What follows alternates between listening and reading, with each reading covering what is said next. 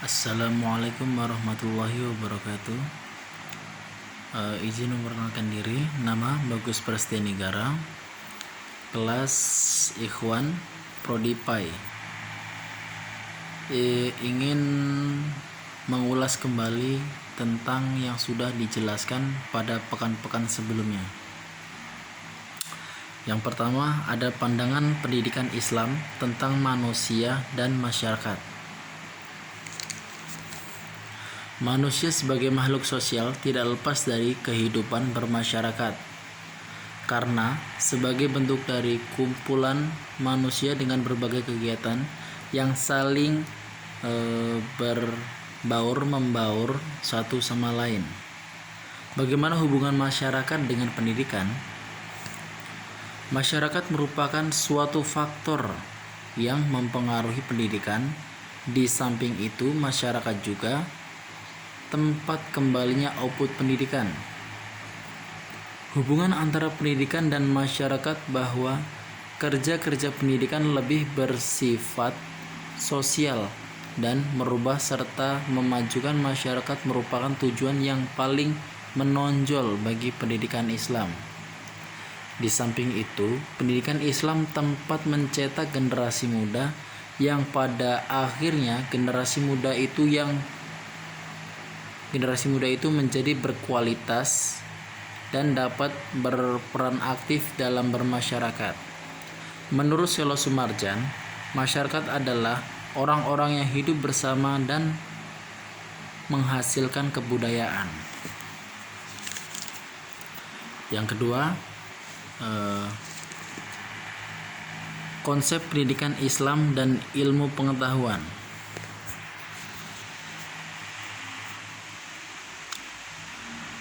Dalam sudut pandang Islam, ilmu pengetahuan sangat penting dan setiap orang Islam dituntut untuk menuntut ilmu. Tidak memandang usia, seseorang muda ataupun tua tetap harus menuntut ilmu, seperti yang di dalam hadis. Tuntunlah ilmu dari buayan hingga liang lahat. Tujuannya adalah supaya umat Islam menjadi seseorang yang berwawasan luas sehingga bisa bermanfaat bagi masyarakat atau bagi orang lain. Fungsi ilmu pengetahuan sendiri adalah adapun dari fungsi ilmu pengetahuan, ilmu harus dikembangkan untuk mengambil manfaat dalam rangka mengabdi kepada Allah Subhanahu wa taala yang telah menundukkan segala apa yang ada di langit dan di bumi untuk kepentingan manusia. Quran Surah Al-Hajj ayat 65. Lalu selanjutnya, dasar dan prinsip-prinsip pendidikan Islam. Pada umumnya, pendidikan merupakan suatu hal yang penting dalam kehidupan manusia, karena pada dasarnya pendidikan jika dilihat dari fungsinya ialah ingin membentuk insan kamil yang berakhlak mulia dan berbukti pekerti yang baik. Dasar pendidikan Islam terdiri dari Al-Quran, hadis, kata-kata sahabat, istidad, kebenaran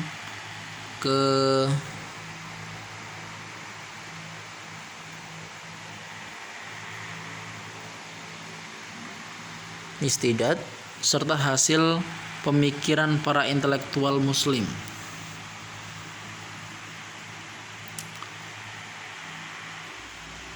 Prinsip-prinsip umum yang menjadi dasar kurikulum pendidikan Islam, maka yang terpenting adalah sebagai berikut. Prinsip pertama adalah persatuan yang sempurna dengan agama, termasuk ajaran-ajaran dan nilai-nilainya.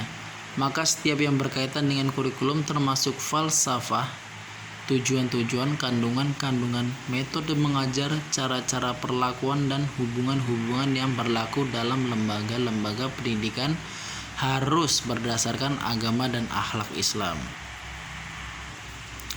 Yang kedua, prinsip universal atau menyeluruh. Yang ketiga, keseimbangan yang relatif antara tujuan-tujuan dan kandungan-kandungan kurikulum. Yang keempat, berkaitan dengan bakat, minat, kemampuan dan kebutuhan belajar.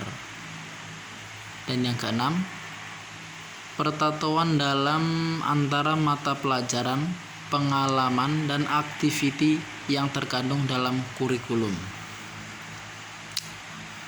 Yang selanjutnya, komponen pendidikan Islam.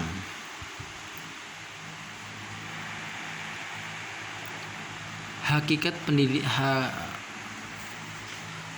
peserta didik dalam pendidikan Islam.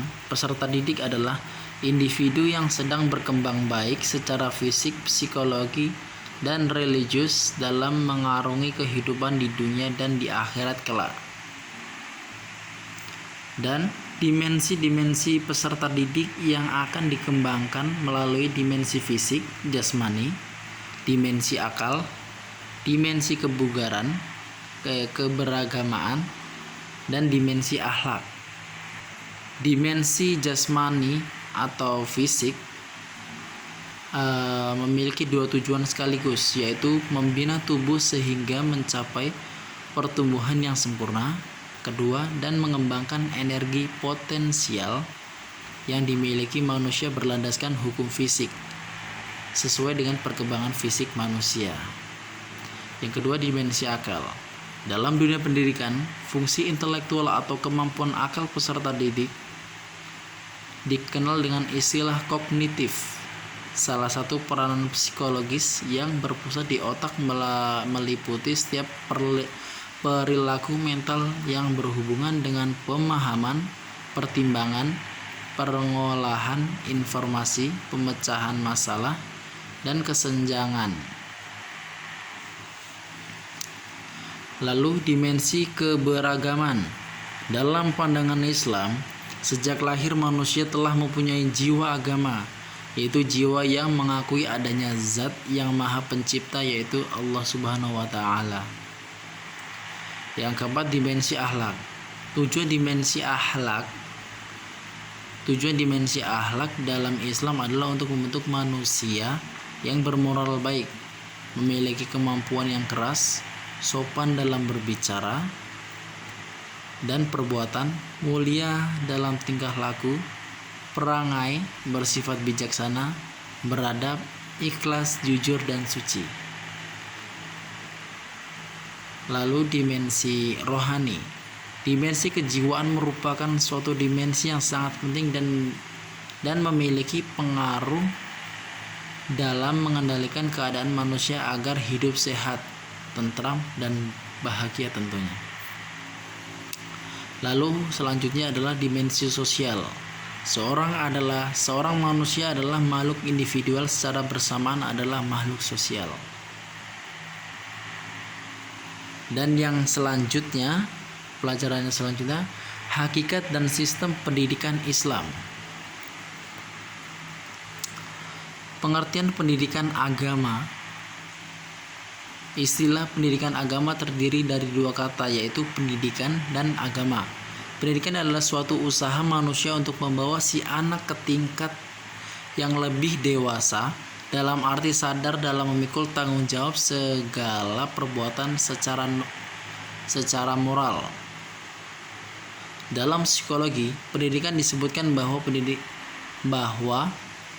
proses pertumbuhan yang berlangsung dilakukannya perbuatan belajar.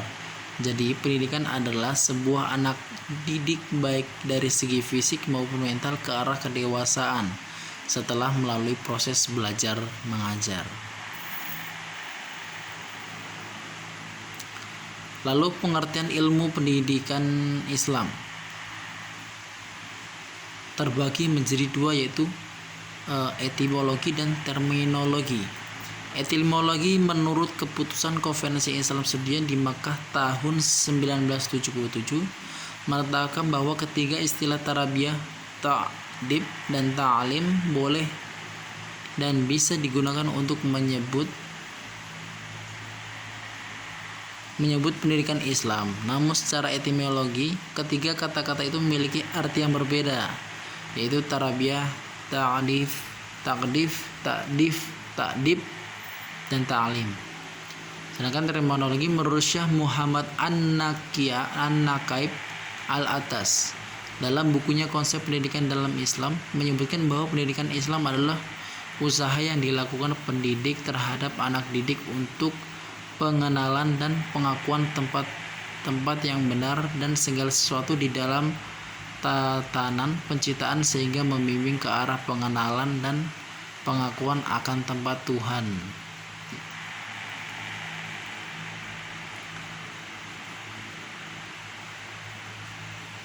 Lalu tujuan pendidikan Islam. Tujuan pendidikan Islam Abdudin Nata tahun 2012.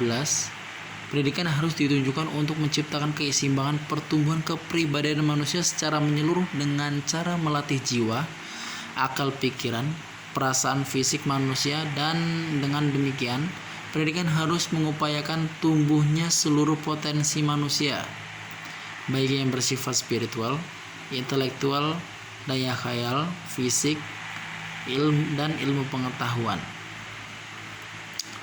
Muhammad Fadil Al-Jami merumuskan tujuan pendidikan Islam dengan 4 macam, yaitu mengenalkan sesama manusia perannya di antara sesama makhluk dan tanggung jawab dalam hidup ini. Kedua, mengenalkan manusia akan interaksi sosial dan tanggung jawabnya dalam tata hidup bermasyarakat. Ketiga, mengenalkan manusia akan alam dan mengajak mereka untuk mengetahui hikmah diciptakannya serta memberi kemungkinan kepada mereka untuk mengambil manfaat darinya.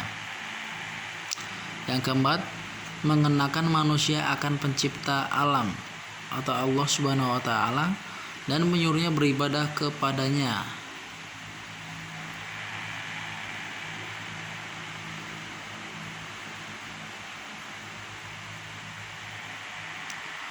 Lalu yang terakhir, tujuan pendidikan Islam.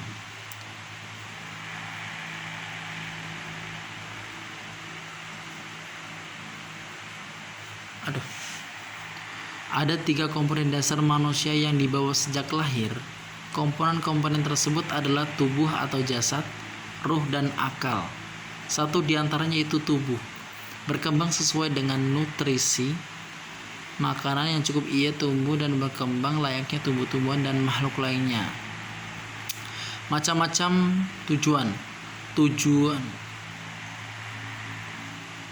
umum pendidikan.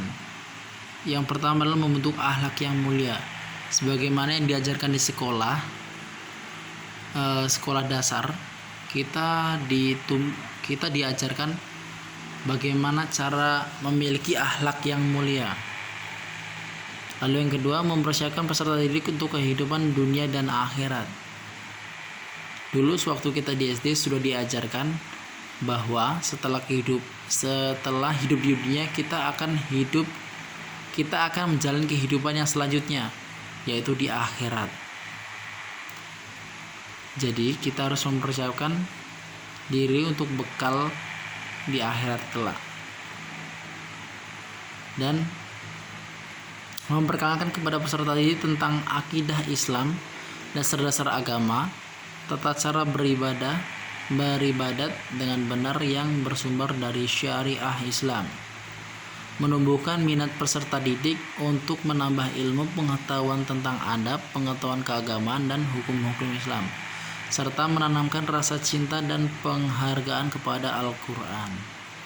Maksudnya kita ditanamkan untuk selalu bersyukur kepada Allah Subhanahu wa taala yang mana kita terlahir atau kita ditakdirkan untuk menjadi Islam. Karena sudah jelas bagi seorang muslim kita sudah diberikan tiket untuk menuju ke surga.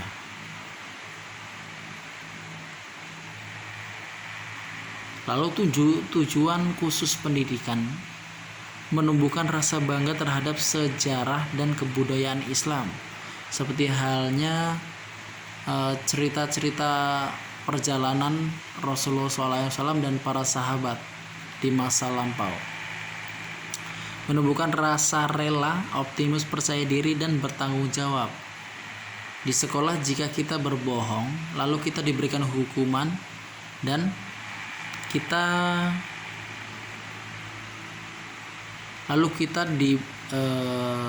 diberikan arahan atau kita dinasihati tentang akan adanya rasa tanggung jawab atas perbuatan yang kita hadapi.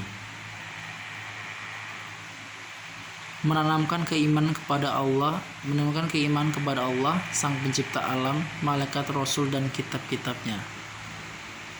Bahkan sejak kita sebelum menginjak di sekolah dasar, kita sudah ditanamkan oleh madrasah utama kita atau ibu kita bahwa kita harus selalu ingat dan selalu bersyukur kepada Allah karena dengan maha kekuasaannya kita ada di dunia ini. Sekian itu semua dari saya. Wassalamualaikum warahmatullahi wabarakatuh.